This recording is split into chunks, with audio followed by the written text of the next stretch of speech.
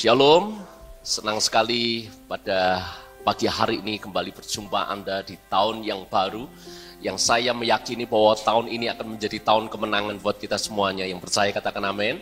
Tahun ini bahkan saya percaya menjadi tahun terobosan buat kita.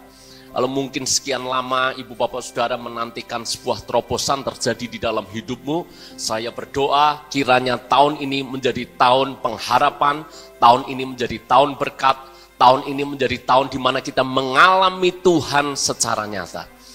Nah, seperti pujian yang tadi kita nyanyikan bersama-sama, tidak ada yang mustahil bagi Tuhan. Sebagaimana yang kita imani saudara bersama Tuhan, perkara-perkara yang ajaib pun bisa terjadi dalam hidup kita semuanya. Kuncinya apa? Kuncinya kalau kita menjalani dan mengalaminya bersama dengan Tuhan. Amin. Saudara-saudara, itu sebabnya kehidupan rohanimu itu akan menentukan apakah saudara menang atau tidak di sepanjang tahun ini. Sekali lagi, saya ingatkan kepada ibu bapak saudara semuanya, kehidupan rohani Anda, kesehatan rohani Anda akan menentukan kemenangan Anda. Itu sebabnya setelah mengumulkan cukup panjang, maka tema gereja kita di 2025 adalah gereja sehat, jemaat menjadi kuat.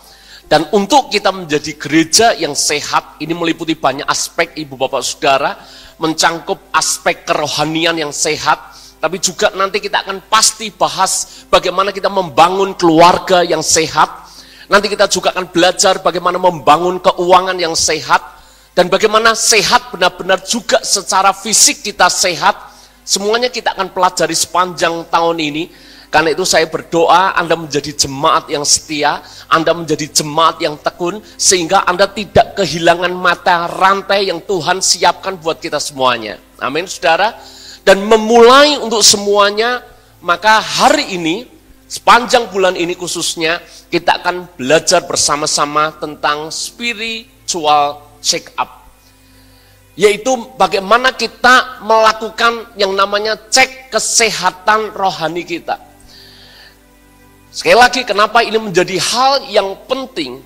Karena saya percaya, saya dan mungkin mayoritas di antara Anda itu juga mungkin rutin melakukan yang namanya medical check up. Saya pribadi 1 tahun 1 kali pasti melakukan medical check up. Beberapa di antara Anda mungkin lebih dari sekali dalam 1 tahun melakukan medical check up. Kita rutin melakukannya. Lalu kemudian saudara, kita juga tidak menunggu sakit. Saya tidak harus tunggu sakit baru kemudian saya lakukan medical check up. Bahkan dalam kondisi sehat, biasanya di awal tahun saudara. Karena saya ingat ulang tahun saya di bulan Januari, untuk mempermudah saya kapan terakhir medical check up, biasanya saya buat di bulan Januari, saya melakukan medical check up. Lalu kemudian saudara, buat kita dan kebanyakan orang yang melakukan medical check up bahkan harus rela antri. Karena biasa masyarakat netizen 62 saudara itu akan menggunakan masa promo sekenceng-kencengnya, betul enggak saudara? Harusnya sekian juta, hanya karena ada promo, kemudian harganya bisa dipotong luar biasa murah. Dan konsekuensinya tentu saja kita harus rela antri, saudara. Rela antri, bahkan tidak perlu sakit, kita rutin melakukan, bahkan kita harus bayar mahal. Bayangkan, harus bayar mahal, masih ngantri, bahkan dalam kondisi tidak sakit. Tapi kebanyakan di antara kita melakukannya. Betul enggak? Kenapa kita melakukannya? Ini kan menjadi pertanyaan penting buat kita semuanya. Karena saya tahu perkara, Anda concern dengan kesehatan Anda. Orang tua zaman dulu berkata, yang paling berharga itu adalah kesehatan. Katanya demikian. Betul nggak? Anda mau punya uang sebanyak apapun, kalau Anda tidak sehat, Anda juga tidak bisa menikmati uang Anda. Betul nggak? Anda bisa mungkin beli masakan paling enak, masuk restoran paling mahal, Anda bisa cicipi chef yang paling terkenal, tapi kalau Anda sakit, Anda juga tidak bisa merasakan itu enak. Dan kadang-kala saudara, kalau sudah yang namanya sakit, maka vonisnya biasanya nggak boleh minum ini, nggak boleh minum ini. Nggak boleh makan ini, nggak boleh makan itu. Betul nggak? Makanya benar orang tua zaman dulu berkata, yang paling penting itu sehat. Sekarang saya mau masuk lebih lanjut. Mana yang lebih penting, sehat fisik, sehat jasmani, atau sehat rohani? Nah, ini jawaban paling aman, saudara. Dua-duanya. Saya tanya kepada saudara. Dulu saya pernah tanya, saya ulang lagi pertanyaan yang sama. Sesungguhnya manusia ini itu adalah makhluk jasmani yang di dalamnya ada roh, atau makhluk rohani yang dibungkus dengan tubuh jasmani. Yang mana, saudara? Saya tahu pertanyaan yang cukup membingungkan. Saya ulangi lagi ya, renung, cerna pelan-pelan. Manusia itu sebenarnya adalah makhluk jasmani, makhluk fisik, tapi di dalamnya ada roh. Atau kita ini makhluk rohani, cuma dibungkus dengan tubuh jasmani. Anda pilih yang pertama atau pilih yang kedua? Siapa pilih kedua? Yang tinggi, saudara. Wow. Siapa pilih yang pertama? Satu. Puji Tuhan, berani loh, saudara. Siapa yang tidak pilih?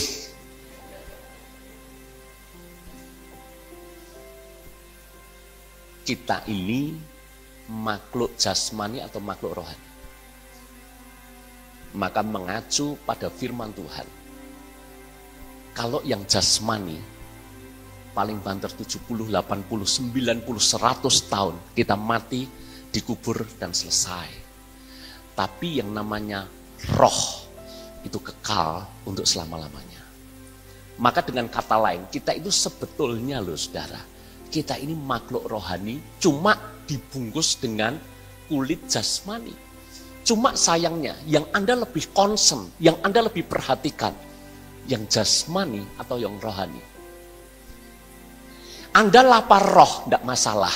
Faktanya banyak orang tidak ke gereja. Tapi Anda lapar jasmani. Beberapa orang berkata, aku kok jadi bodoh ya kalau lapar ya. Jadi saudara, makan itu wajib jadian. Makan kita rutin 3 kali sehari, camilan 2 kali sehari, belum lagi kalau undangan ini, undangan itu kita bisa makan, makan, dan makan. Kita perhatikan yang jasmani. Anda mandi berapa kali sehari? Anda skincare, perawatan, ibu-ibu. Siapa di sini perawatan? Tolong angkat tangan. Bapak-bapak, nah ini mungkin aib ya. Enggak lah, zaman sekarang boleh kok perawatan. Ya, gembalamu juga cuma enggak, saudara ya. Saudara-saudara, kita concern dengan yang namanya jasmani. Bodybuilding, kita angkat beban. Selain sehat katanya, bonusnya perawakan maksimal, tubuh atletis. Kita perhatikan itu terus. Salah enggak? Jawabannya tentu saja tidak. Boleh Anda lakukan medical check up, itu baik, saya juga melakukan. Boleh Anda rutin mengatur pola makan yang sehat, itu baik.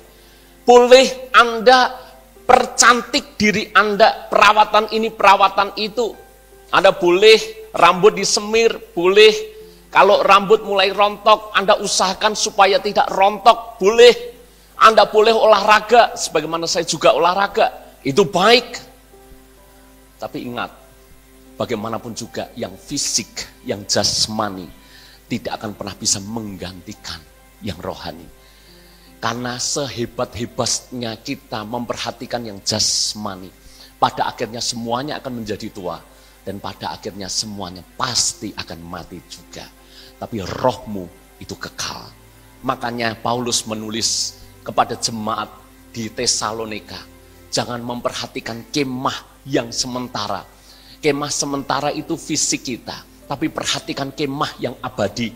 Kemah sementara dipasang, kalau Anda camping 3, 4, 5 hari langsung dibongkar, saudara. Itu fisik, itu jasmani. Tapi kemah abadi itu akan berlaku kekal untuk selama-lamanya. Saya tanya kepada Anda, kalau sudah seperti ini, mana yang lebih Anda perhatikan?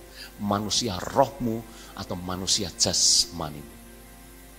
Dua-duanya perlu diperhatikan. Tapi yang terutama, manusia rohani jangan pernah diabaikan. Amin.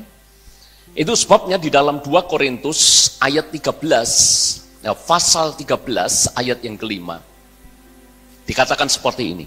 Ujilah dirimu sendiri, apakah kamu tegak di dalam iman. Selidikilah dirimu, apakah kamu tidak yakin akan dirimu bahwa Kristus Yesus ada di dalam diri kamu? Sebab jika tidak demikian, kamu tidak tahan uji. Paulus menulis kepada jemaat di Korintus, ujilah dirimu. Apakah kamu itu tetap tegak di dalam iman? Dengan kata lain, kalau kita melakukan medical check up, hari ini Paulus juga berkata, uji dirimu secara rohani. Apakah kamu tetap tegak di dalam imanmu kepada Yesus?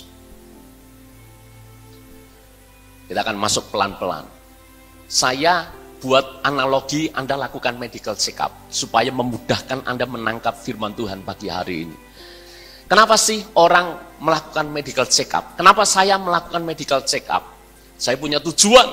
Tujuan yang pertama adalah supaya misalnya ada penyakit, ada virus, ada hal yang tidak beres, itu bisa dideteksi secara dini sebelum gejala yang signifikan itu muncul. Karena saya percaya penyakit yang besar itu selalu dimulai dari sesuatu yang kecil. Tujuan saya melakukan medical check up adalah supaya saya tahu mana yang mesti saya perhatikan. Supaya jangan tiba-tiba boom. Supaya saya tahu, oh ini ada gejala ini. Ini mesti saya harus jaga dengan baik. Saya harus atur supaya seimbang, supaya tetap dalam kondisi normal. Supaya apa? Jangan sampai saya mengalami penyakit yang tiba-tiba sangat signifikan ketika saya mengabaikannya. Bapak, Ibu, Saudara, itu sebabnya hal yang pertama, kenapa kita mesti melakukan spiritual check up. Kenapa kita mesti harus menguji, mendeteksi kesehatan rohani kita. Maka yang pertama, deteksi dini kalau kita ini sudah menyimpang dari jalan Tuhan. Saya tadi di awal berkata, bahkan Anda sehat, Anda tetap lakukan medical check up. Betul nggak? Saya tanya, kalau Anda tidak lakukan medical check up misalnya, apakah itu menjamin tubuhmu benar-benar sehat? Bukan menakut-nakuti Anda. Anda tahu enggak, kondisi kita yang sekarang, kira-kira ada bakteri, ada virus, ada benih-benih penyakit enggak dalam diri kita? Tahu enggak? Ya, tentu saja jawabannya bisa ya, bisa tidak. Maka saudara-saudara, kita perlu mendeteksi dini. Kalau jalan kita mulai menyimpang daripada jalannya Tuhan. Mazmur 139 ayat 23 dan 24 berkata, selidikilah aku, ya Allah, kenalah hatiku, ujilah aku, kenalah pikiran-pikiranku, lihatlah apakah jalanku serong, dan tuntunlah aku di jalan yang kekal. Kalau kita berkata apa saudara-saudara? Selidiki aku. Kita minta Tuhan itu benar-benar kasih tahu yang sebenar-benarnya dalam kehidupan rohani kita itu seperti apa. Uji aku. Kenapa orang diuji? Supaya yang asli muncul. Dan Daud melanjutkan seperti ini. Apakah jalanku serong? Sebab kita bisa menyimpang itu bahkan kita tidak pernah menyadari. Betul nggak? Saya percaya bahwa tidak ada orang yang sengaja menyesatkan diri atau orang sengaja tersesat. Sekali lagi, tidak ada orang yang sengaja tersesat. Ia tersesat karena tidak sadar bahwa ia sudah menyimpang dari jalan yang benar. Tidak ada orang yang dari awal niatnya mau murtad. Tidak ada orang yang dari awal niatnya mau tinggalkan Yesus. Tidak ada.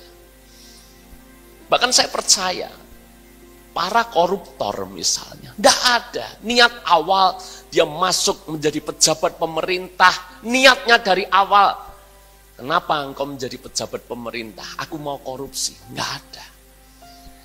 Dokter misalnya, seperti yang kita tahu saudara, tidak semua dokter itu murni hatinya. Banyak hanya demi uang, dia lakukan banyak hal untuk memanipulasi pasiennya. Harus dengan obat ini, harus dengan obat itu yang mahal. Padahal dengan obat yang sejenis dan yang murah bisa. Tapi kenapa mesti harus minta supaya harus obat yang mahal ini? Karena tujuannya bukan lagi kemanusiaan, tujuannya adalah uang. Dan dari awal kalau ditanya, kenapa engkau jadi dokter? Supaya aku bisa memanipulasi pasien supaya dapat uang lebih banyak. Apakah seperti itu? Enggak ada. Kalau Anda tanya pendeta, Anda tanya hamba Tuhan, dari awal kenapa mereka putuskan hamba Tuhan? Maka jawabannya sama, karena mengasihi Tuhan, karena ingin melayani Tuhan, karena ingin jadi berkat. Tapi di tengah perjalanan, seringkali dari hamba Tuhan jadi hamba mamon. Dari hamba Tuhan jadi hamba uang. Dari awal apakah dia bercita-cita jadi hamba uang? Saya rasa enggak. Kalau tujuannya money, saya rasa mereka langsung putuskan jadi pengusaha saja, bukan jadi hamba Tuhan. Lalu kenapa dari hamba Tuhan jadi hamba uang? Sekali lagi, karena kalau yang namanya menyimpang, itu bahkan kita tidak menyadari kalau kita sudah menyerong dan menyimpang. Saya pernah satu kali pelayanan di sebuah gereja. Ini pesan untuk para WL. Tolong kalau Anda mimpin pujian, mimpin penyembahan, Anda tetap sekali-kali tetap buka mata. Karena kalau tidak, Anda bahkan tidak sadar arah Anda sudah menyimpang. Nah saya pernah saudara, ya singer juga ya berlaku saudara. Saya pernah pelayanan yang mana WL-nya ini mungkin saking merasakan hadirat Tuhan, asik dengan dirinya, lupa dengan jemaat, tutup mata terus dia angkat tangan, dia angkat, tidak sadar saudara. Arahnya mulai menyimpang. Gini masih mending ya, saya rasa ini mungkin masih ada jemaat. Tapi yang buat saya heran loh, kok menyimpangnya lebih parah. Sampai gini saudara. Ini jemaat di sini, dia mimpin sampai gini. Dan baru amin kaget saudara. Karena jemaatnya nggak di sana, jemaat di sini. Loh kenapa? Itu namanya menyimpang. Bahkan tidak sadar kalau sudah bergeser. Anda tanya para tukang di sini, para pemborong di sini, tukang bangunan, itu selalu ketika dia bangun tembok, itu pakai yang namanya apa? Bandul kan? Betul nggak? Sekali-kali mesti dicek pakai bandul, tetap tegak lurus atau enggak. Jangan-jangan menyimpang, sedikit saja menyimpang. Itu sudah bangunan tidak akan pernah bagus, tidak pernah baik. Hanya menyimpang 1-2 derajat, itu jalan cerita rumah yang dibangun itu bakal berbeda. Ada pasang keramik, kalau rumah yang dibangun menyimpang, saudara, bergeser sedikit, keramik yang harusnya pas, jadi tidak pas. Kenapa? Bergeser. Bahkan kita tidak menyadari. Maka saya berkata kepada Anda, cek kehidupan rohanimu, sebab seringkali kita bahkan tidak sadar, kita sudah menyimpang dari jalan Tuhan. Kita tidak sadar bahwa kita sudah kompromi dengan yang namanya dosa. Kalau saya bicara soal Salomo, itu kurang apa dia? Ini raja yang diberikan hikmat oleh Tuhan secara luar biasa. Dia raja yang sangat ditakuti. Kenapa ditakuti? Hikmatnya tidak ada yang bisa mengalahkan hikmatnya Salomo. Maka Salomo adalah raja yang secara kekayaan itu paling berhasil dibandingkan raja-raja lain di Israel. Secara keamanan tidak ada yang menyamai Salomo dalam hal keamanan. Pemerintahan Daud diwarnai banyak perang. Pemerintahan sesudah Salomo banyak diwarnai perang. Pemerintahan di era Salomo tidak ada peperangan. Tidak ada peperangan, kekayaan Israel meningkatnya luar biasa. Kenapa? Salomo ini diberi hikmat.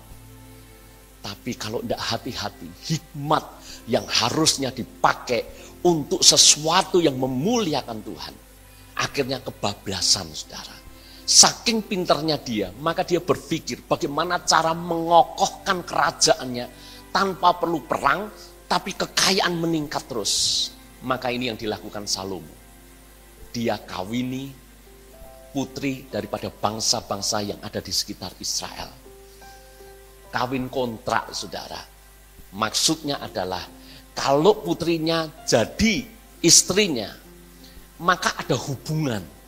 Kalau ada hubungan, bagaimana mungkin akan menyerang? Itu strateginya Salomo. Berhasil gak? Berhasil. Gak ada perang, mereka bahkan terus kasih upeti. Kasih upeti, kasih upeti, dan kasih upeti. Tapi Salomo lupa satu hal ini.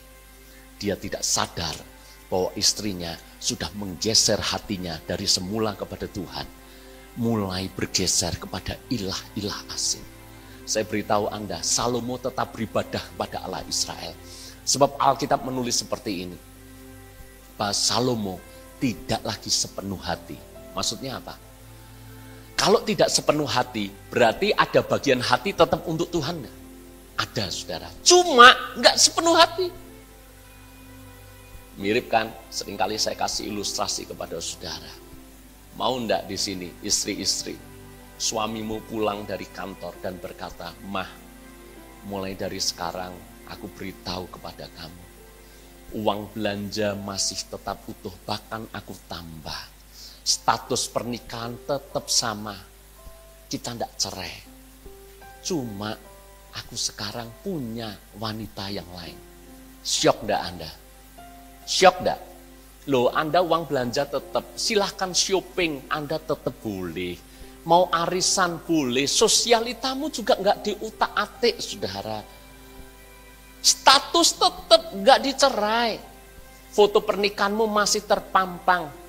Tapi suamimu punya wanita lain. Anda bisa terima enggak? Itu loh, Tuhan diperlakukan Salomo demikian. Salomo tidak meninggalkan Tuhan. Ada acara peribadatan Israel, Salomo tetap hadir. Tapi ini yang dikatakan Tuhan, tapi sekarang tidak sepenuh hati. Hatinya terbagi. Terbagi dengan yang namanya Dewa Baal. Terbagi dengan yang namanya Dewa Molok. Terbagi dengan dewa sesembahan yang lain. Bergeser, bahkan tidak sadar. Makanya cek rohanimu. Jangan-jangan hari ini hatimu sudah menyimpang. Cek rohanimu, jangan-jangan kau sudah bergeser dari Tuhan. Jangan-jangan Anda kehilangan kasih yang mula-mula. Seperti jemaat di Efesus, dia kan tidak sadar, dia jatuh itu tidak sadar. Kenapa tidak sadar? Kalau Anda nanti baca Wahyu ya, betapa jemaat ini tetap berkorban, tetap giat untuk pekerjaan Tuhan, tetap ibadah, bahkan secara fisik tetap di gereja. Tapi Tuhan tegur apa? Hei jemaat, engkau sudah tinggalkan kasihmu yang mula-mula. Bertobatlah, ingatlah betapa dalamnya engkau jatuh.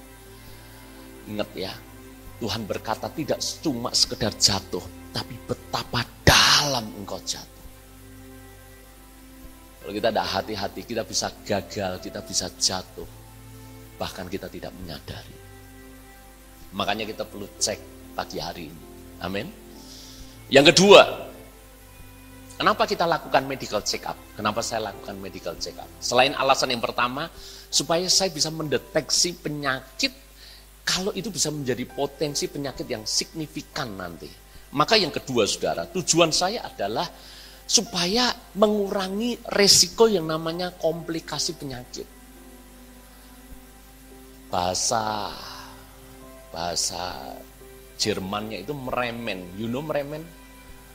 Meremen tahu ya? Meremen itu apa? Menyebar. Kenapa Anda perlu cek misalnya kadar gula dalam darah Anda? Saya harus concern dengan yang ini, saudara. Karena mama saya punya riwayat diabetes, maka besar kemungkinan ada potensi, maksud saya, keturunannya bisa saja. Makanya perlu dijaga. Saya tidak bisa, saudara, hanya yang penting saya sekarang minumnya sudah air putih, saya tidak banyak minum gula, saya sudah mengurangi karbo dan seterusnya, lalu kemudian saya pikir sudah aman. Nggak bisa, saya mesti harus tetap melakukan medical check up supaya angkanya kelihatan. Puji Tuhan sampai hari ini aman-aman dan baik-baik saja, saudara. Tujuannya apa? Supaya terhindar dari komplikasi. Kalau misalnya yang punya masalah gula, Anda biarkan. Dari gula bisa merembet kemana-mana. Dari gula bisa merembet ke ginjal. Dari gula bisa merusak yang ini, bisa merusak yang itu. Betul nggak? Sama saudara, kenapa kita perlu melakukan spiritual check up, melakukan cek kesehatan rohani? Karena alasan yang kedua, supaya jangan sampai masalah rohanimu bertumbuh berkembang menjadi penyakit rohani. Yakobus 1 ayat yang 14, kita baca ayatnya, saya jelaskan buat Anda. Tetapi tiap-tiap orang dicobai oleh keinginannya sendiri, karena ia diseret dan dipikat olehnya. Dan apabila keinginan itu telah dibuai, ia melahirkan dosa. Dan apabila dosa itu sudah matang, ia melahirkan maut. Anda lihat, ini kan dampaknya itu dampak yang menyebar. Dimulai dari apa? Dicobai keinginan, lalu kemudian dia terseret, dia dipikat oleh keinginan itu. Dan ketika keinginan itu dibuai, maka lahirlah yang namanya dosa. Kalau dosa sudah matang, itu melahirkan yang namanya maut. Supaya tidak menyebar. Saya nanti buktikan kepada saudara, contoh di dalam Alkitab. Masalah kecil secara rohani perlu dideteksi. Supaya jangan sampai gara-gara yang ini menyebar kemana-mana sehingga akhirnya mati. Sebagaimana seseorang bisa mati hanya gara-gara gula yang tidak terkontrol. Ini kan sepele, ini kan sederhana. Maka saudara, secara rohani banyak orang Kristen mati hanya karena ada problem hati yang tidak selesai. Contoh di dalam Alkitab itu adalah Raja Saul. Kalau Anda perhatikan, awalnya cuma dari apa sih? Awalnya cuma ketika Daud pulang dari perang, maka rakyat Israel, khususnya wanita-wanita, mungkin sedang ngefans sama Daud, muda, cakep, ganteng, berani, perang selalu pulang dengan membawa kemenangan. Ketika Daud pulang, ini wanita-wanita, ini rakyat Israel berkata, Saul mengalahkan beribu-ribu musuh, tapi Daud berlaksa-laksa. Nah, ini memang rakyat Israel kurang kerjaan, saudara ya. Ya mbak cukup, ya Daud mengalahkan berlaksa-laksa cukup, ini kok tidak dibanding-bandingkan, saudara. Tidak ada orang yang mau dibandingkan, saya tahu itu. Kalau dibilang Saul jengkel, saya bisa memahami. Jengkel mungkin bisa, saudara. Tapi mestinya Saul bisa jaga hati. Mestinya Saul juga senang punya orang seperti Daud. Kenapa senang, saudara? Karena ini sudah teruji ketulusan hatinya. Dia bukan tujuannya hendak menggulingkan pemerintahannya. Benar-benar tulus melayani dia sebagai raja. Harusnya senang punya orang hebat, punya orang pinter, pulang dengan membawa kemenangan. Jujur dalam hati saya yang paling dalam, saya sangat senang. kalau ada di antara Anda, dibangkitkan menjadi pemimpin rohani yang hebat, bahkan lebih daripada saya, lebih dari Pak Andi, senang saudara. Dan saya pasti tidak akan tenggelamkan Anda, tidak akan batasi Anda. Saya pasti berikan kepercayaan lebih dan lebih kepada Anda. Semuanya tentang pekerjaan Tuhan. Amin, saudara.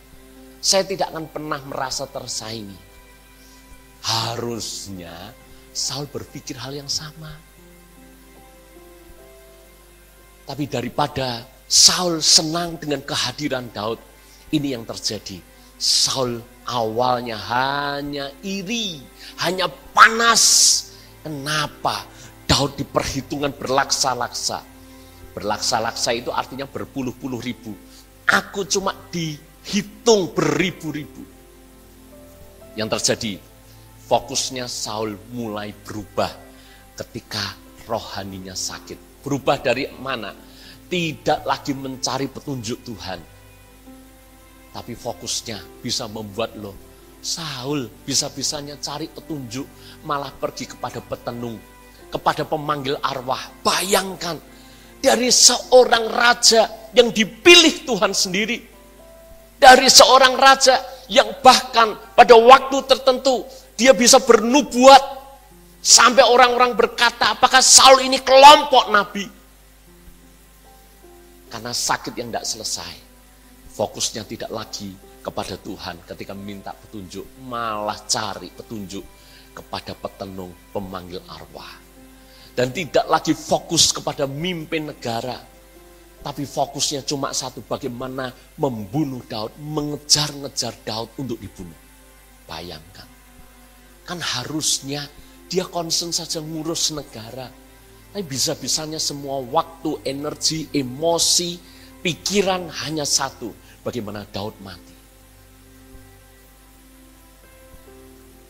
Kalau Anda tidak hati-hati, iri hati Anda tidak bereskan, itu bisa berkembang menjadi kebencian seperti hanya Saul.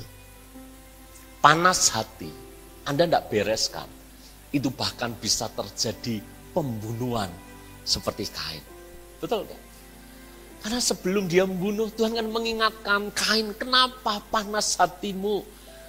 Persembahan Habil diterima, persembahan dia tidak terima, padahal nggak ada urusan.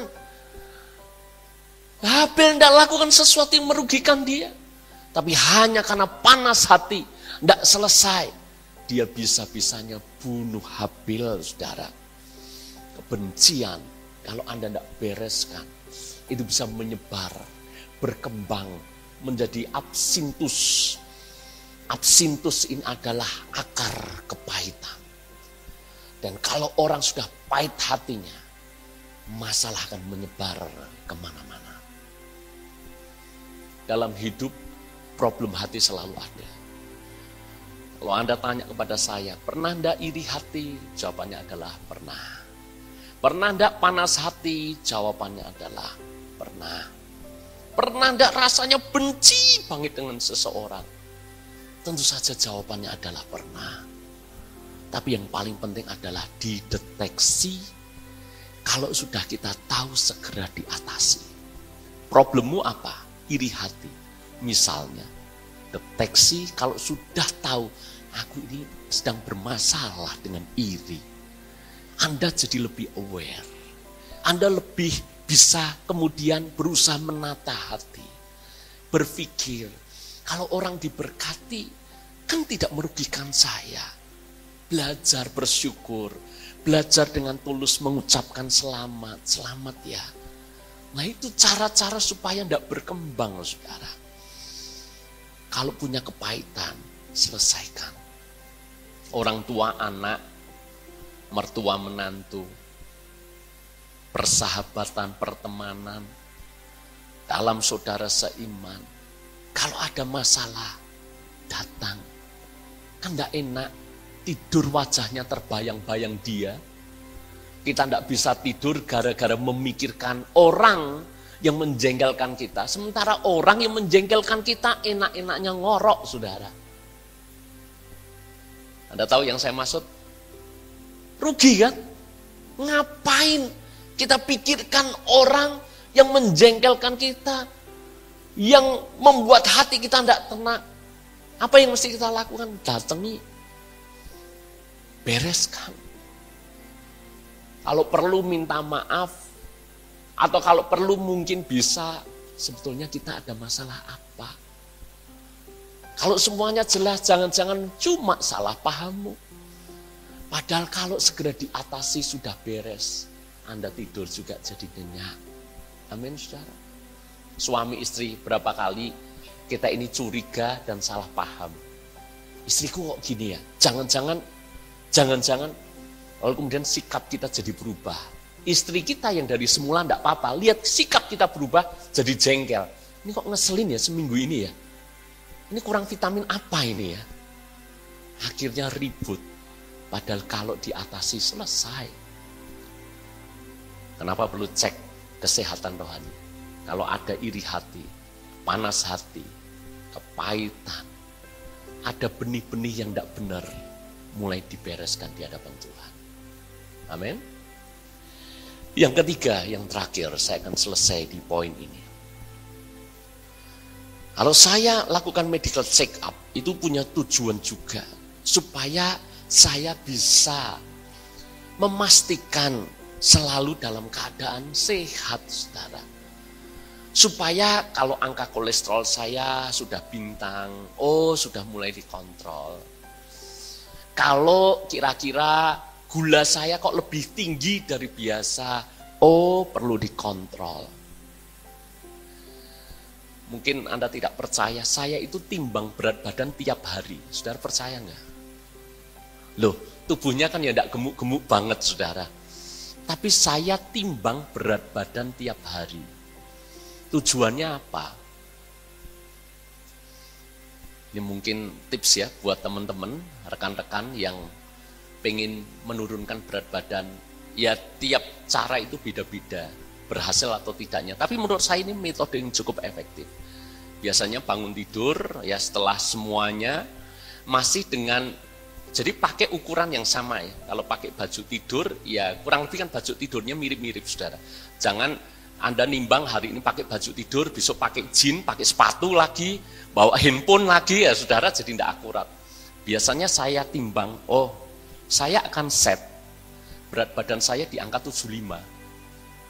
Ketika angka saya sudah kok sudah 76, sekian, pernah 77, karena habis, biasanya kalau kami riding di Bali itu sama teman-teman itu kayak memang rada lupa daratan, saudara ya.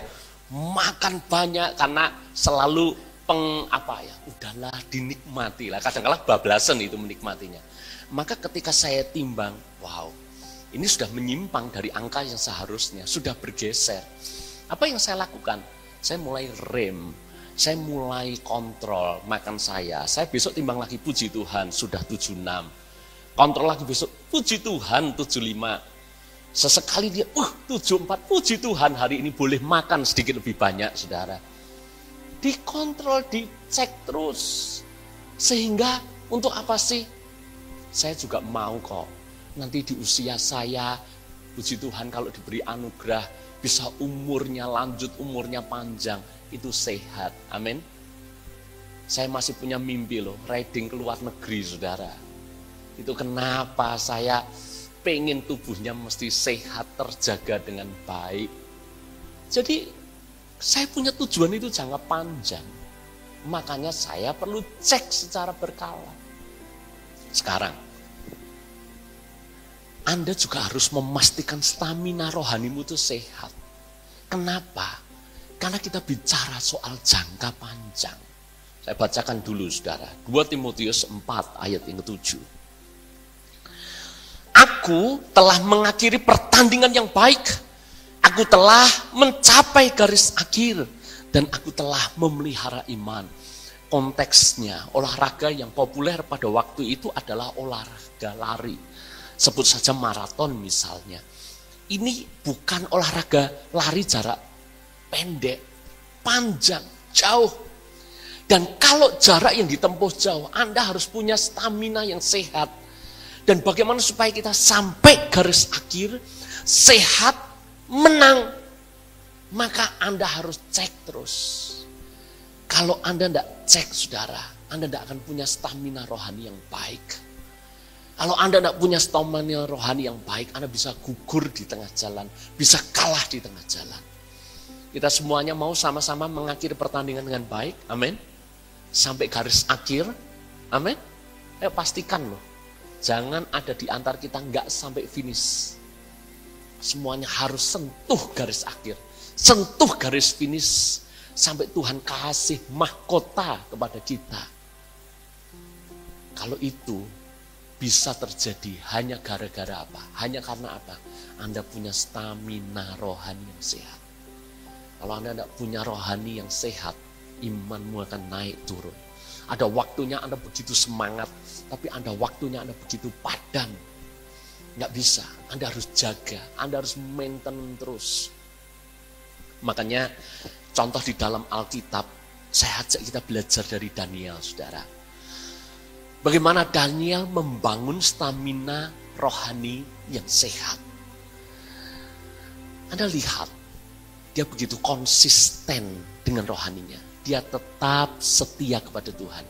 Sekalipun pemerintahan berusaha membabelkan dia. Contoh sederhana, itu Daniel, Sadrak, Mesak, Abednego itu nama gantian, itu nama Babel semuanya.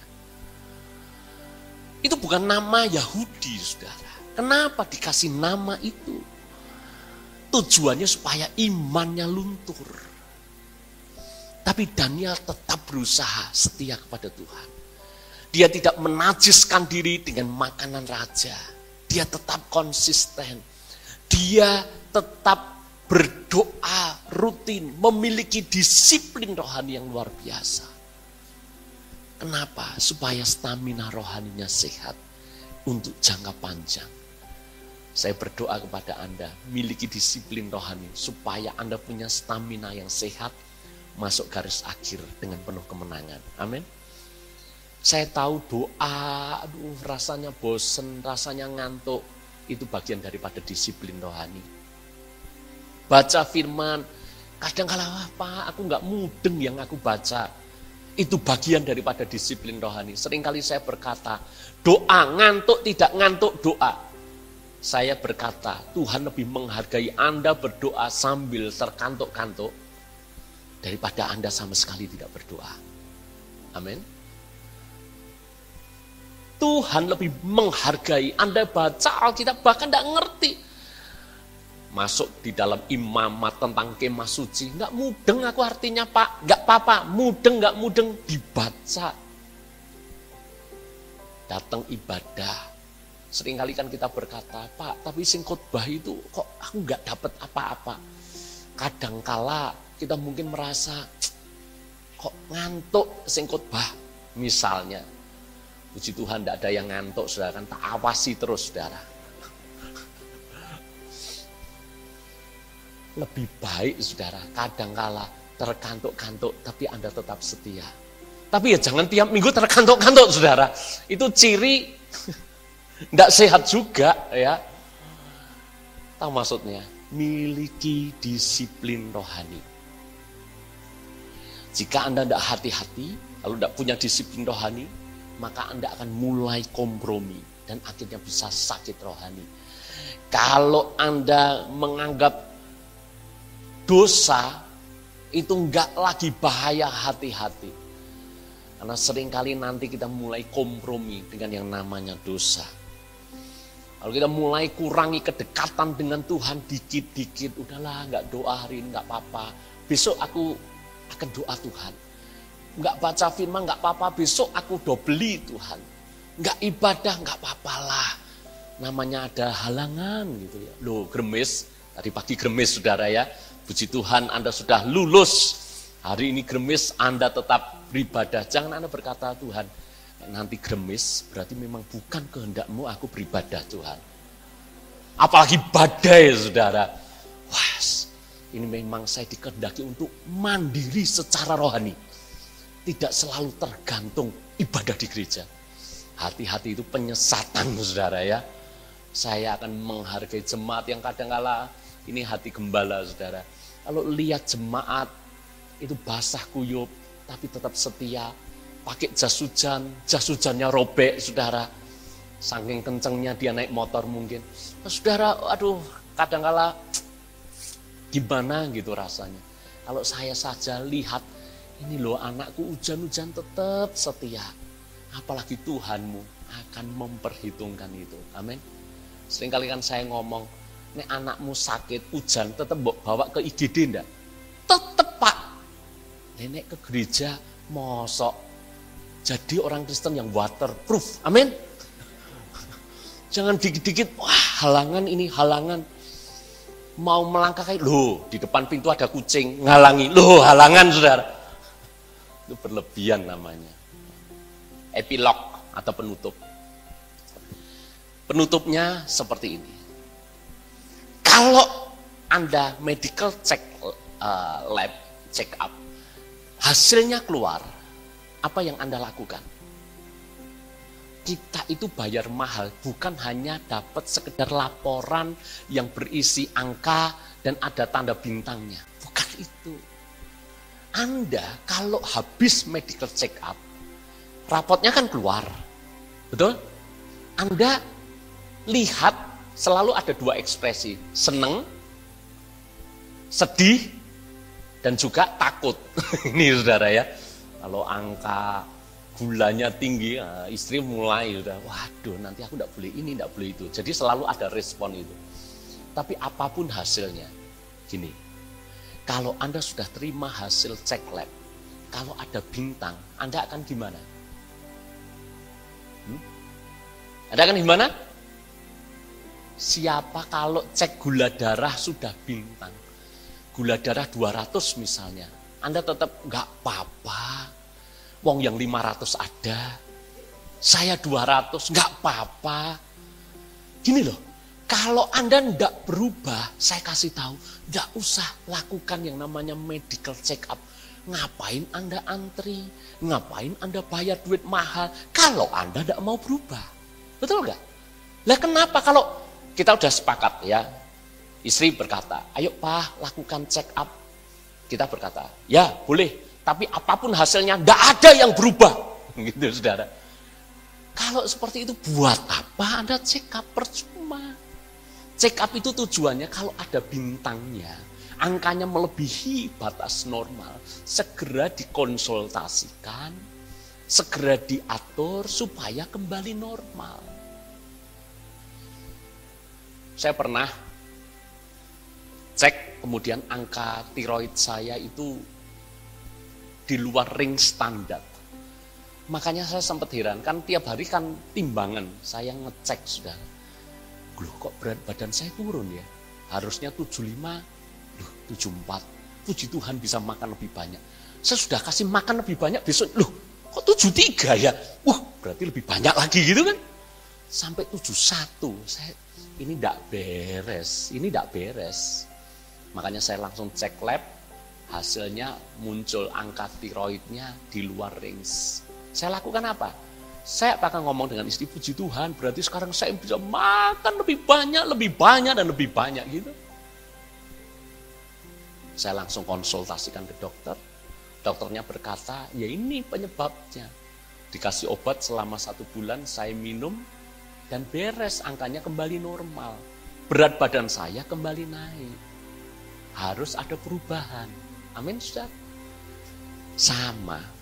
Yuk, kalau Anda lakukan spiritual check up, ini yang harus Anda lakukan. Kalau Roh Kudus bicara, firman bicara menegur, kamu iri loh, kamu panas hati, kamu simpan benci.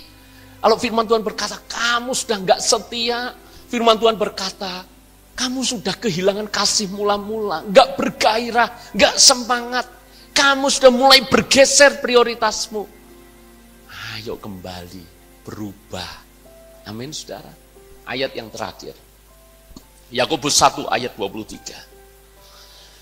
Sebab jika seorang hanya mendengar firman saja dan tidak melakukannya, ia adalah seumpama seorang yang sedang mengamat-amati mukanya yang sebenarnya di depan cermin.